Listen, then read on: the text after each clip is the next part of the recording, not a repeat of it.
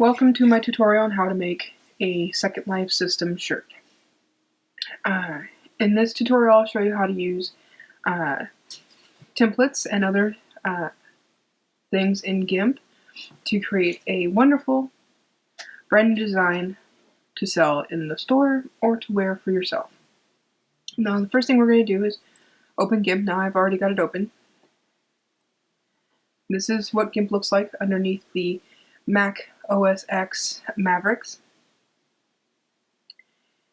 Now, the templates that I get are from SJSF Designs. Within Second Life, the person that makes templates also has a Second Life Marketplace store. So go and check those out. Now, the one that I'm using today is called Fly With Me, but I have modified it slightly for my own purposes. Now you go into Open Layers, and you go to where you've kept your templates.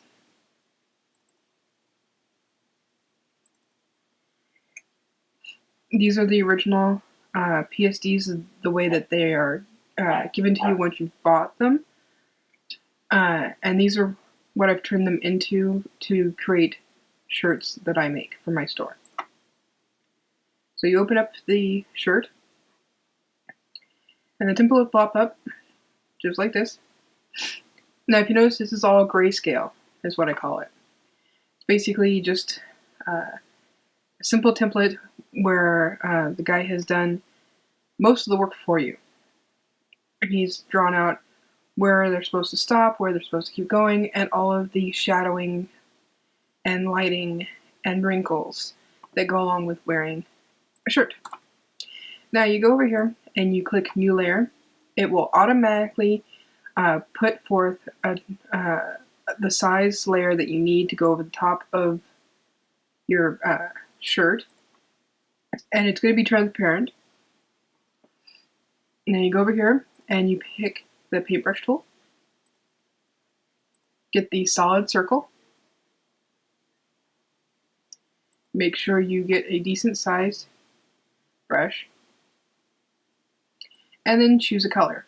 Color is, of course, personal preference. Depends on what you're going to make, how you're going to make it, and just all the fun stuff in general. Now I'm going to make a slightly dusky orange.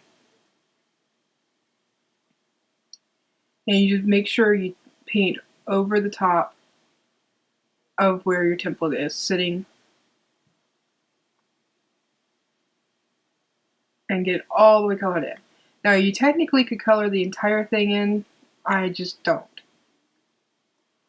Because in this next step, all of the excess is going to disappear. Now you go over here to Mode, and you choose Overlay. See what I meant by it disappearing?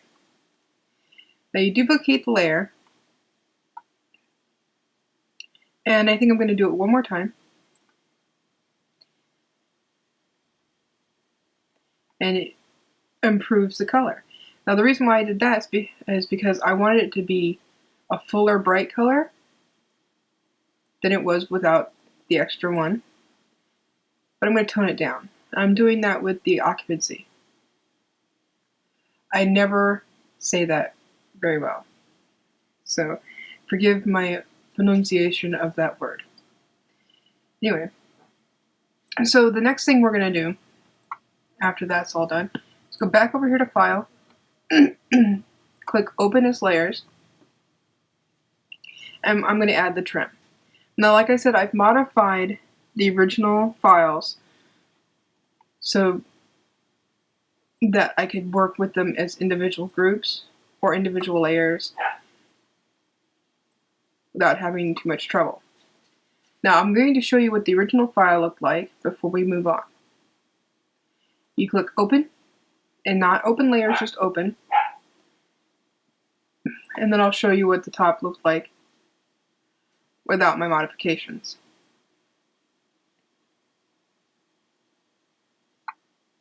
It's thinking. Now this is what it looked like before I modified everything. Basically what I did is I took away the wings, the lettering, the pocket with and wings here, the lettering here. And then I made two separate files by taking away first the trim and then going back in and doing it all over again for the shirt and exporting them as their own files so that I had the original untarnished PSD to work with if I wanted to someday, I don't know, add a pocket. So, back here. Now, I've added a new layer group to the project by right-clicking and choosing new layer group. Oops, sorry. And then I pulled the trim and then the other group into the new layer group. So they're technically separate from the rest of it. Then I do a new layer again. And then I'll choose either a contrasting color or I'll keep the same color. I'm thinking I'm going to keep the same color. So we just do this. Just like before with the rest of the shirt, you go over the top of the template. You choose overlay.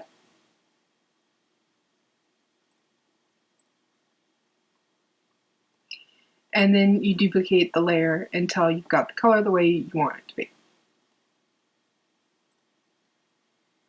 Sometimes, like right now, you're going to have to take one layer back out, and in between the two layers, create a new one. This is just in case the colors don't turn out as dark as you need them to be. And then you just do a black layer, which didn't go the way I wanted it to. Hold on. Thought I'd hit this. Okay. There we go. It didn't want to let me click on the black. So I did hit it. It just didn't acknowledge. So, like I said, it's really quite simple. I'm going to go over here and go back to overlay again. See how it does that? Now I think we're going to do one more layer of black and see what happens. A little bit too dark. So we're going to go here to the OPEX something or other, whatever. And we're going to go down. And we'll just keep clicking down until they match, or fairly close.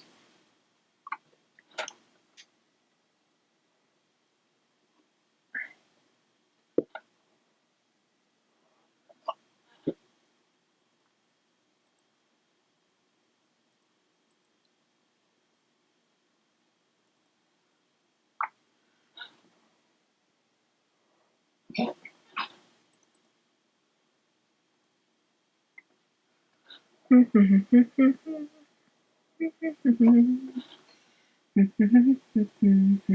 going to go down with this one as well, a little bit.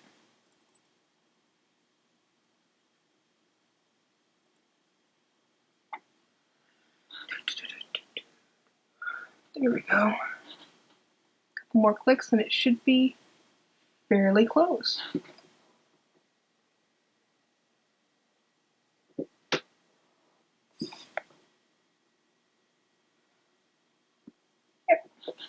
I like the way that looks. I'll probably go up 2 just to make sure that it matches as close as I possibly can. Now you don't have to be completely matched because this is kind of like a ringer tee, the way I've got it done here. So I think I'll go up 2 more. Yeah. So having it slightly off is no big deal. Though I am going to check some stuff out real quick.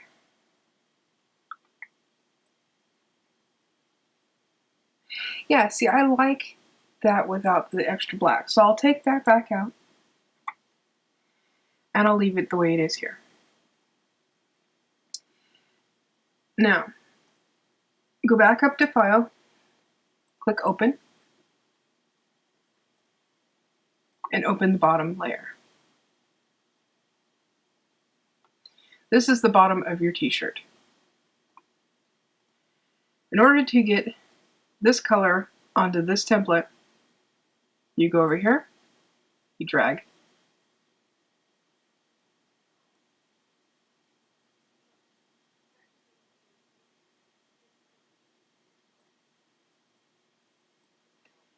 You drag.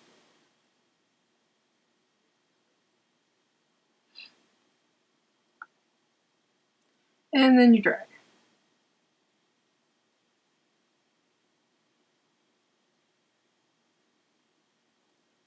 And see, they match perfectly. Now, we're going to go over here and we're going to hit export as. Choose where you want to save your file. And then rename it. So, not sure what I want to name it as right now. I'll name it Icicle for just the sake of it.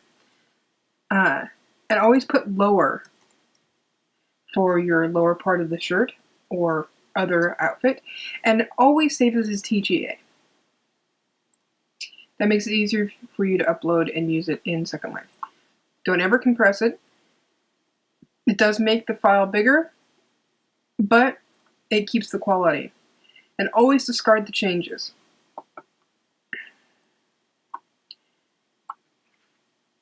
Then unless you want to create multiple colors of shirts already done up, but I tend to make each shirt unique. And the only time I would ever save a GIMP file onto the desktop is if I was working with multiple complicated layers that I wanted to keep track of. So I'd save in between or whatnot. But for this, I'm not going to do that. So, choose a contrasting color, because what we're going to do here, I'm not going to choose a contrasting color, I'm going to choose something different, is I'm going to make a design onto the shirt. We're going to have some fun. We're going to see what this does, huh? Now make sure you get the design in between the shadow lines there. That way you don't have to worry about wrapping it. I don't like how that turned out, so we do Command Z on a Mac. I think it's Control Z on a regular PC. We're going to actually create a new layer. We're going to choose a different color to see what will happen.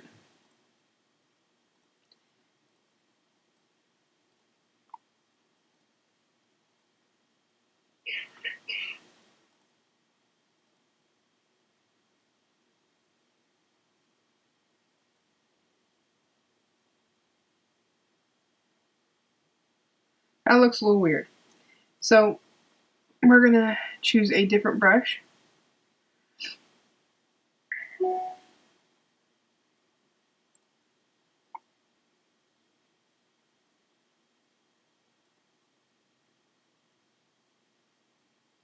Interesting.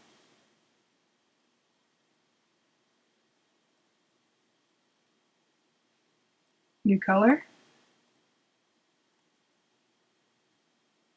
Now don't go too far off to too far down either, because if you go too far down, then you're going to have to continue the pattern onto the bottom of the shirt. I did it again. Hold on 1 second. I'm trying to choose colors and it's not letting me choose colors. There we go. Back over here.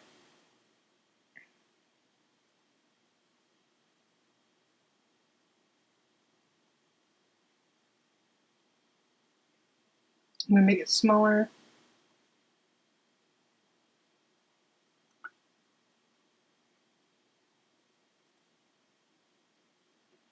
I like the fact that it looks kind of like color splashes.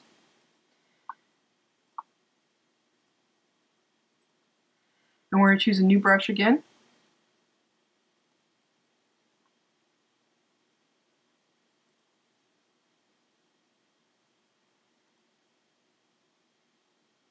through little weird pops of color.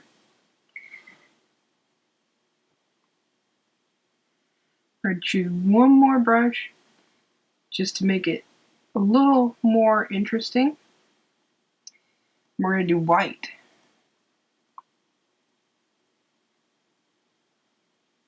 Make it smaller.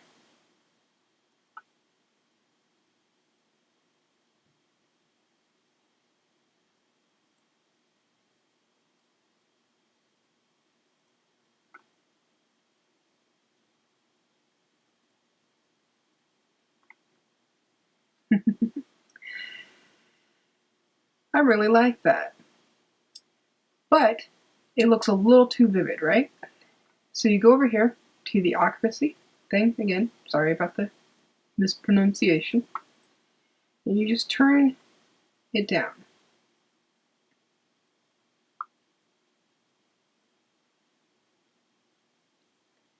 That looks perfect. Then you go over here to export as, just like before. Choose the desktop. And this time, since I know exactly what I'm going to do,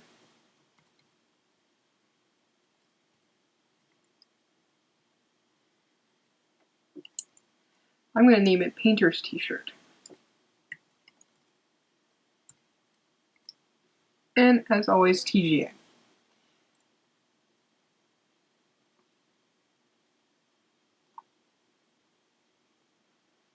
Now, since I did that, I'm going to rename the original TGA over here for the lower back over to Painters